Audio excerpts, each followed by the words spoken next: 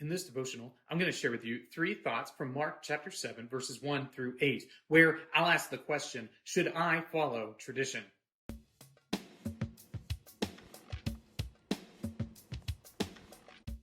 Mark chapter 7, verses 1 through 8 says, Now when the Pharisees gathered to him with some of the scribes who had come from Jerusalem, they saw that some of his disciples ate with hands that were defiled, that is, unwashed. For the Pharisees and all the Jews do not eat unless they wash their hands, holding to the tradition of the elders. And when they come from the marketplace, they do not eat unless they wash. And there are many other traditions that they observe, such as the washing of cups and pots and copper vessels and dining couches. And the Pharisees and the scribes asked him, Why do your disciples not walk according to the tradition of the elders, but eat with defiled hands? And he said to them, Well did Isaiah prophesy of you hypocrites, as it is written, This people honors me with their lips, but their heart is far from me. In vain do they worship me, teaching as doctrines the commandments of men.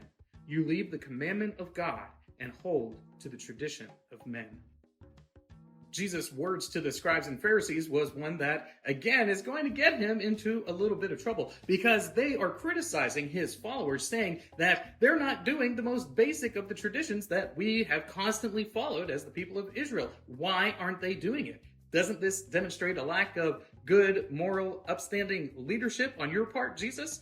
And Jesus simply points out that these commandments that they're talking about, they're not commandments from God, but they're traditions from men that people have established and they have followed, but it isn't as if the Lord spoke telling them to do these different washing rituals. That isn't the case at all. And Jesus points this out to the scribes and Pharisees and teachers of the law, saying that they are more interested in following their own traditions than they are in doing the things of God. With that in mind, here are 3 thoughts from Mark chapter 7, verses 1 through 8, asking the question, should I follow tradition? Thought number 1, is it true? So if you're trying to decide whether or not you should follow a particular tradition, the first thing you should ask is whether or not the tradition and the things that it supports are even true. Now, here's the idea. The disciples didn't wash their hands, but they never stopped to ask, were the disciples' hands dirty? Were they ceremonially dirty? Maybe they were. Were they physically dirty? Maybe they were. Those are details that we don't get. But the question we ought to ask when we're trying to decide, should we follow in a particular tradition, we should ask whether or not it's true.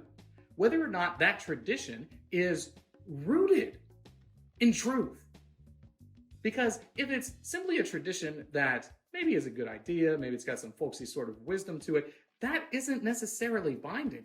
But if something is definitively true, then it's not simply a tradition.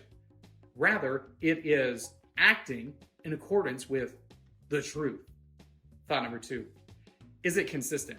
So we can find out whether or not something is true and then decide whether or not we should do it. But we should also ask the question, is it consistent? So is this tradition consistent with the things that we are doing? Let me give you an example. Every church has an established tradition of how they go about their worship. They might sing a song, they might have a particular order, they might have you stand up or sit down at particular times in the service. All of these things are traditions, and they might demonstrate a great deal of consistency with the way that that congregation interprets the text of Scripture, and to the degree that it is consistent, that is a wonderful thing for you to continue in with that particular tradition. But oftentimes, there are traditions that aren't necessarily consistent with the way a group of people is interpreting the text of Scripture. And that's what we ought to look out for. That's something that we ought to pay attention to. Is this tradition consistent with what we are learning about as a congregation? Is this tradition consistent with what we have read in the text of Scripture? Is it consistent with the apostles' teaching, with the law, with the prophets? We should ask that question. Thought number 3, is it biblical? And this is the big question for us to ask when we're deciding whether or not to follow a particular tradition, especially within the church context. If a particular tradition is rooted in the Bible, then yes, you should follow that tradition. Because what are you following then? Are you following the tradition or are you following the text of Scripture? I would say you're following the text of Scripture. So that becomes the heavy standard by which we as believers distinguish between different traditions. Now, if you have a tradition and it's not necessarily biblical and it's not necessarily consistent with the interpretation of the text that your congregation is doing, and maybe it's not even true, should you follow that tradition? Of course not. You should throw it out the window with the rest of the garbage.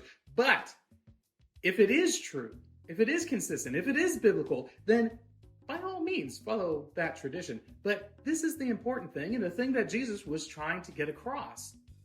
Your tradition. Well, they're all nice, they're all comfortable, we all like them, we all have them. It's just that. It's just a tradition. And it doesn't, in and of itself, bear the same weight of that which is revealed to us in the text of Scripture. So, should I follow tradition to the degree that it's biblical, true, and consistent? You should follow it. Otherwise, you should go ahead and dismiss that particular tradition. These three thoughts come to you from the assigned reading of Mark chapter 7 and 8. If you'd like to read through the Bible with me, you can do so by subscribing to this channel, by clicking on the link in the description, or by joining the Facebook group Through the Bible, where we are reading the text of Scripture together.